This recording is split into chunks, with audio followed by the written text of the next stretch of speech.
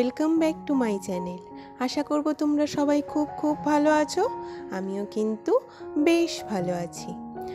তো দেখো, ঘুম থেকে উঠে দেখছি এরা কুমড়ো পাড়ছে। আমার ননদ এসছে, ওটা হলো ননদের ছেলে।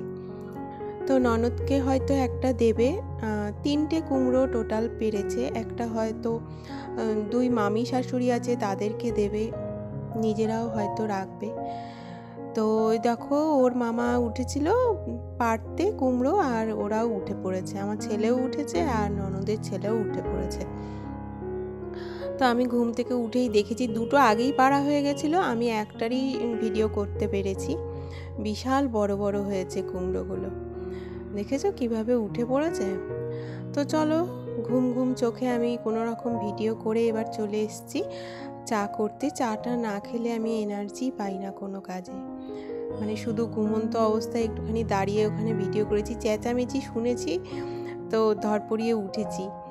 তো ভিডিও করা হয়ে গেছে। চলো এবার একদিকে দুধ একদিকে চা আমি বসিয়ে দিলাম। এবার আমি ওটা করতে থাকি আর তোমাদের সাথে কিছু ইম্পর্টেন্ট কথা বলতে থাকি। কি বলো তো বন্ধুরা, এই আমি যে কথাগুলো বলবো সেটা কিন্তু আমার পুরো 20 বছরের বিয়ের অভিজ্ঞতা থেকে আমি তোমাদেরকে বলবো, যদি তোমাদের কিছু উপকারে আসে। জানো তো, আমিও আগে না প্রতিবাদ করতে পারতাম না। এই রকম মানুষের কপালে না সত্যি দুঃখ থাকে। যারা প্রতিবাদ করতে পারে না তাদের কপালে অশেষ দুঃখ থাকে। আমিও আগে প্রতিবাদ করতে পারতাম না। কেউ অন্যায়ভাবে আমার উপরে দোষ চাপিয়ে দিলেও আমি শুধু ঘরের এক কোণায় বসে কাঁদতাম, কিচ্ছু বলতে পারতাম না। শুধু ঠাকুরকে ডাকতাম যে ঠাকুর, আমাকে কেন এরকম করে দোষারোপ দিচ্ছে? আমি তো এই কাজ করিনি, আমি তো এইভাবে বলিনি, আমার তো উদ্দেশ্য তা ছিল না। কিন্তু দেখো, ঠাকুরও এতে কি সাহায্য করবে? ঠাকুর তো ওপর থেকে নিচে নেমে এসে বোঝাবে না তোমার হয়ে যে ও এইভাবে বলেছে কি ও ওইভাবে বলেছে। প্রতিবাদটা তোমায় নিজেই করতে হবে। এটা আমি খুব বুঝেছি আমার জীবন দিয়ে। আমি সেভাবে প্রতিবাদ এখনও করতে পারি না। সবাই তো সমান হয় না, মানুষ তো সবাই এক সমান না। যেভাবে সবাই প্রতিবাদ করে আমি কিন্তু করতে পারি না, আমি একটু নিরীহ টাইপের। কিন্তু তাও কামড়াতে না পারি, মাঝে মাঝে আমি পোষ করি। মাঝে মাঝে কিন্তু একটু হলেও প্রতিবাদ করবে বন্ধুরা, নইলে না তোমাকে সবাই পেয়ে বসবে, বলবে এ তো কিছু বলতে পারে না, এ তো প্রতিবাদ করতে পারে না, উত্তর দিতে পারে না। তোমাকে লোক সমাজে পুরো খারাপ করে নিংড়ে নিচুড়ে রেখে দেবে। তো প্রতিবাদ না মাঝে সাঝে করো, হ্যাঁ, একদম সব সময় ঝগড়া তর্ক কলহ বিবাদ এরকম করতে হবে না, কিন্তু মাঝে মাঝে না ঠিক কথাটা অন্তত বলো, একটু জোর দিয়ে একটু দাপট দিয়ে বলো। ঝগড়া করে না, চিৎকার চেঁচামেচি করে না, একটু দাপট দিয়ে যদি কথাটা বলো না, তাহলে ওরাও বুঝবে যে হঠাৎ করে একদিন দেখবে যে বাবা এই আবার এরকম উত্তর দিল, আঘাতটা পাবে। তারপরে কিন্তু দেখবে একটু সাবধান হবে, তোমাকে কিছু বলার আগে দুবার ভাববে। আর তারপরে আবার অনেক দিন পরে যদি আবার একবার প্রতিবাদ করো, তখন দুবার না, তোমাকে কিছু বলার আগে 10 বার ভাববে। এটাই নীতি বন্ধুরা, এই সমাজের এটাই নীতি। কিচ্ছু করার নেই, এভাবেই চলতে হবে। তো যাই হোক, আজকে যেহেতু রবিবার, আমার টিউশন নেই, ওই কারণে একটু গান নিয়ে বসেছিলাম আমি। আর তারপরে সন্ধেবেলায় আমি সন্ধে দিতে চলে এসেছি। সমস্ত ঘরে গঙ্গা জল আমি ছিটিয়ে নিয়ে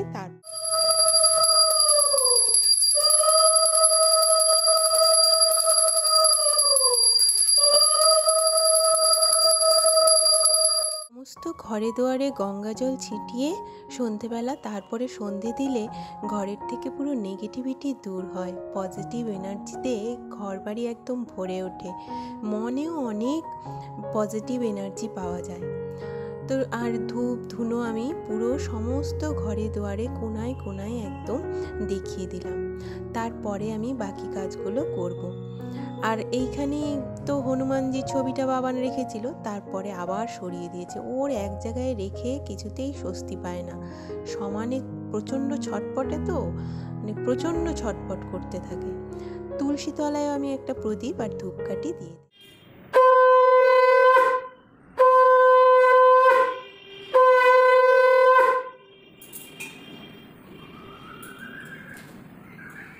তো সন্ধে দিয়ে নিয়ে এবার সন্ধেবেলার জলখাবারে আমার শাশুড়ি পিঠে করেছিল কালকে, সেটা দিয়েছিল। ওই পিঠেই খাবো আমি আর ও। বাবান এইসব পিঠে টিঠে অত পছন্দ করে না, পাটিসাপটাটা একটু পছন্দ করে, তো কালকে একটা খেয়েছিল।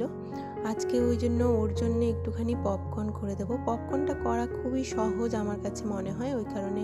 আর ও পপকর্নটা ভালোবাসে আর খাওয়াও ভালো, পপকর্নটাতে কোনো ক্ষতিকারক কিছু নেই। তো ওই কারণে ওকে পপকর্ন করে দেব, আর আমরা তো পিঠে খেয়ে নিলাম। তারপরে আমি চলো টুকটুক করে পরের কাজগুলো করতে থাকি।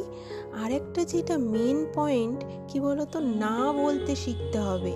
আমি না আগে না বলতে জানতাম না, মানে কেউ কিছু বললে আমার যত কষ্টই হোক সেটা আমাকে করতে হবে, যেভাবে হোক। আমি শুধু আমার কথা বলছি না, সব ক্ষেত্রেই বলছি, কাজে কর্মে বলো, তারপরে কোনো কিছু ধার দেনা, ধরো টাকা পয়সা, এইরকম যে কোনো কিছুতে, বা অন্য অনেক রকম খারাপ জিনিসও আছে না, শারীরিক দিক থেকে আমি যেটা বলতে চাইছি তোমরা নিশ্চয়ই বুঝতে পারছো।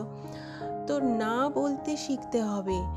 না বলতে না শিখলে না সবাই পেয়ে বসবে তোমাকে, বুঝে যাবে যে একে দিয়ে সব কিছু করানো যাবে।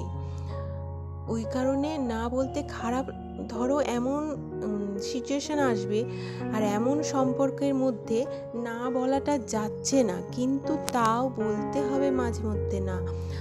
যদি কেউ বুঝে যায় যে এ না বলতে পারবে না, তাহলে তোমাকে দিয়ে যে কোনো কাজ করিয়ে নেবে, যে কোনো কাজ, তোমার সুযোগের সদ্ব্যবহার করবে। তাই বন্ধুরা বলছি, না বলতে জানতে হবে, শিখতে হবে। আমি প্রথমে পারতাম না না বলতে, এখন আমি পারি। খারাপ লাগে, পরক্ষণে খুব মন খারাপ হয়, যে এভাবে ওকে না বলে দিলাম, নিজের খারাপ লাগে। মানে আগে লাগতো, এখন লাগে না, এখন আমার সয়ে গেছে না, এখন আমি না বলে বেশ শান্তি পাই। যদি খারাপ কোনো কাজের জন্য যদি না বলি, তাহলে আমি বেশ শান্তি পাই। কেউ যদি আমাকে ধরো মানে কি বলবো, পরাস্ত করার জন্য কিছু বলে থাকে, তার উত্তরে যদি আমি না বলি, তাহলে আমি খুব শান্তি পাই। আর তো যাই হোক, চলো অনেক বকবক করে নিলাম। বাবানের কালকের স্কুল ইউনিফর্ম সব আয়রন করে রাখলাম, আর এদিকে তারপরে আমি রাতের খাবারে চলে এসেছি। আমি আয়রনটা যে করলাম তোমরা দেখে থাকবে, আমি কিন্তু জামার লোগোটা সামনে থেকে সেইভাবে, ইউনিফর্মের যে স্কুলের যে লোগোটা, সেটা কিন্তু দিইনি দেখতে। এটা কারোই দেখানো উচিত না। এখন বাচ্চা কাচ্চা নিয়ে যা হচ্ছে, মানে সোশ্যাল মিডিয়াতে বাচ্চা কাচ্চা কোন স্কুলে পড়ে, সেটা কিন্তু আমার মনে হয় সোশ্যাল মিডিয়াতে সেটা জানানো উচিত না। এটা কিন্তু খুব ক্ষতিকর হয়ে যাবে বাচ্চাদের জন্য। ওই কারণে কিন্তু দেখে থাকবে, আমি জামার লোগোটা একটু হাইড করে আয়রন করেছি। তোমাদের সবাইকে বলছি, বাচ্চাদের সুরক্ষার জন্যে বাচ্চাদের স্কুলের কথা কখনো সোশ্যাল মিডিয়াতে জানাবে না, যে কোন স্কুলে পড়ে, এটা জানানো উচিত না। আর কোথায় থাকি পার্টিকুলার একদম এক্স্যাক্ট অ্যাড্রেসটাও বলা উচিত না। তো আমার এটা মনে হয়, তাই আমি তোমাদের যদি কোনো সুবিধা হয় তাই আমি শেয়ার করলাম তোমাদের সাথে, এটা করা উচিত। তো যাই হোক, দেখলে তো রুটি করে নিলাম। আর এগুলো আমি তো তরকারি দিনের বেলায় করে রাখি, আজকে যেহেতু রবিবার ওই জন্য করিনি, কিন্তু সমস্ত কিছু গুছিয়ে রেখেছিলাম।